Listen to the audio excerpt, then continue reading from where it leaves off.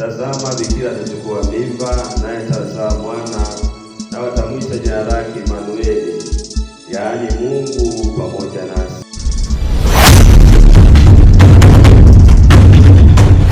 Imani katika msalaba, Kristo katika upendo.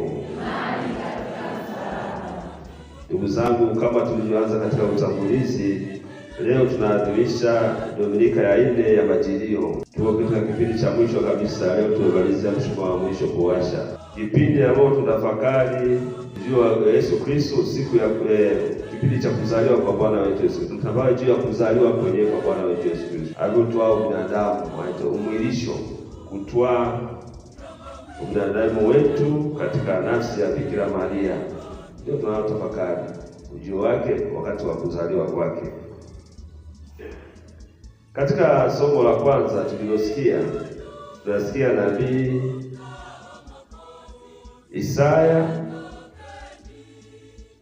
akiwatabiria Waisraeli jinsi ambavyo watakombolewa, jinsi ambavyo yatumiwa mkombozi.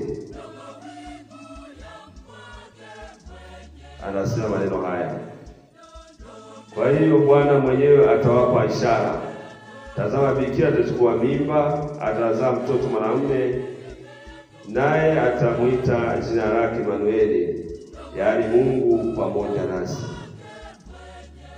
Utabiri huo wa Isaya kwa Waisraeli unakamilika katika somo la Injili. Huyo anayetabiriwa ndio Yesu mwenyewe. Mama Bikira Maria anatokana na malaika Gabrieli ambaye anamwambia, salamu wewe uliyejaa neema. Mariamu tunaambiwa alishangaa juu ya ujumbe huo. Inawezekana jambo hili na mimi sina mume. Malaika alimwambia, Roho Mtakatifu utakujilia, uvuli kama uvuli, na utapata mimba, na mimba hiyo itakuwa kwa uwezo wa Roho Mtakatifu. Bikira Maria akitafakari sana juu ya ujumbe huo, alimjibu malaika, tazama, ni mjakazi wa Bwana, nitendewe kama unavyotaka. Tangu wakati huo akawa ni mjamzito. Sehemu ya Injili ya leo ya Mathayo tunaambiwa mama Bikira Maria ni mjamzito tayari, anapokea ujumbe mzito, pamoja na kwamba anajua kwamba binti wa Kiyahudi kuwa mjamzito na mwanaume hajulikani, hawajafunga ndoa, ni hatari kwake. Anakubali mpango wa Mungu. Tazama, mimi mjakazi wa Bwana, nitendewe kama unavyotaka. Maana yake anajiachilia mbele ya Mwenyezi Mungu. Yeye mwenyewe hawezi kukomboa yote, ila mapenzi ya Mungu yatimizwe ndani yake.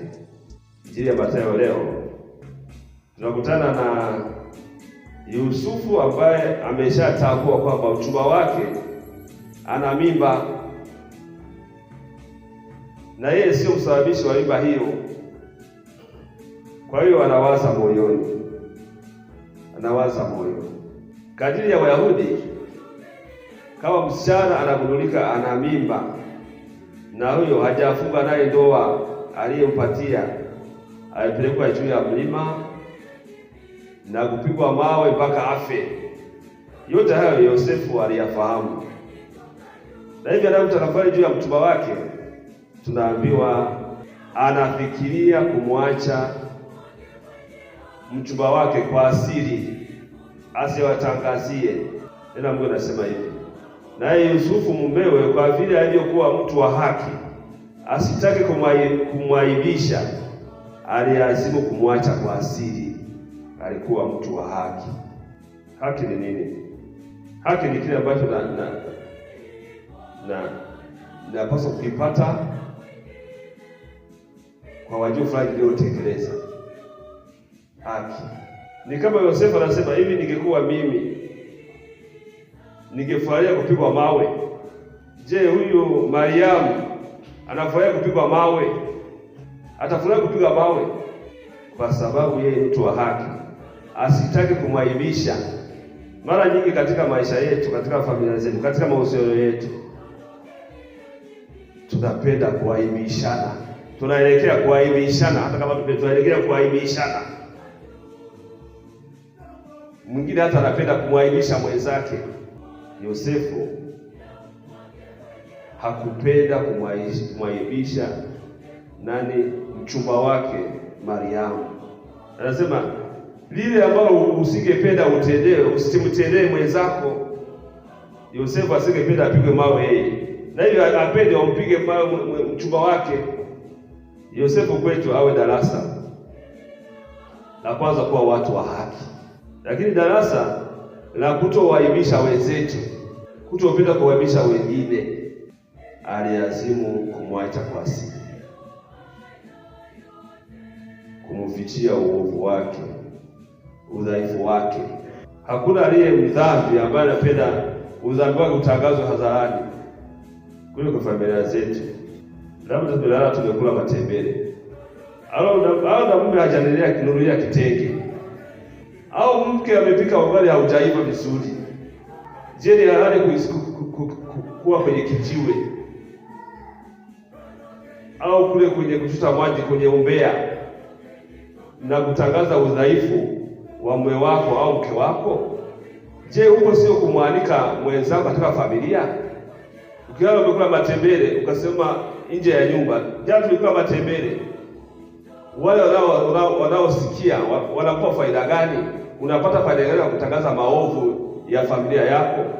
Tumekula matembele, alafu waliosikia wanafanya kazi gani? Je, isiwe huwa busara kusali, kuombea familia, kufanya bidii katika kazi ili ubadilishe maisha ya familia yako? Yosefu anadhibitishiwa na malaika kwamba mimba ya mama Bikira Maria ya kumzaa mwana sio kwa utovu wa nidhamu, sio kuvunjiji wa usafi wa moyo, ni kwa uwezo wa Roho Mtakatifu. Baada ya kudhibitishiwa hilo, tunaambiwa Yosefu akamchukua Mariamu akawa mke wake. Mara nyingi tunaota ndoto, unaota umejenga ghorofa, unaota umekuwa tajiri, lakini ukiamka hata msingi haujaanza. Mambo ya ndoto haya. Yosefu anapoota na kuambia juu ya makuu ya Mungu katika nafsi ya Bikira Maria, aliamka akamchukua mkeo. Aliamka kagairi nia yake ya kuweza kumwacha kwa siri. Yosefu atufundishe kuwa watu wa imani. Yeye alikuwa mtu wa imani, mtu asiye na makuu, asiye mwongeaji bali mtendaji, mtu atafakari. Ndiyo maana alikubali mpango wa Mungu katika maisha yake. Yosefu kwa kukubali mpango wa Mungu katika maisha yake anakuwa baba mlishi wa Yesu. Kwa hiyo amekuwa baba wa familia. Yosefu hata katika kanisa ni mlezi wa familia, mwombezi wa familia. Mama Maria anasema, tazama mimi mchakazi wa Bwana, itendeke kama unataka. Na Yosefu naye anakubali mpango wa Mungu kwa kumchukua kuwa mke wake, kuwa mume wa Bikira Maria, na hivi baba mlishi wa Yesu. Anakuwa baba mlishi wa Yesu. Tuombe ndugu zangu katika misa hii. Tuwaombee akina mama wote wanaochukua nafasi mwa Bikira Maria, kwa mama wazuri katika familia, walezi wazuri. Lakini akina baba tuwaombee walio nguzo imara katika kanisa, waendelee kuwa nguzo imara katika familia zao, waweze kulinda na kuzielekeza familia zao. tuombeane sisi wenyewe, sisi wote tuweze kuombeana, ili huyu Yesu ambaye anakuja aweze kuzaliwa katika nafsi zetu, katika familia zetu, katika utendaji wetu, ili tumuige Mama Bikira Maria na Yosefu kwa ndio yao kwa mpango wa Mungu katika maisha, ili baada ya maisha haya tuweze kufikia utakatifu. Atukuzwe Baba na Mwana na Roho Mtakatifu.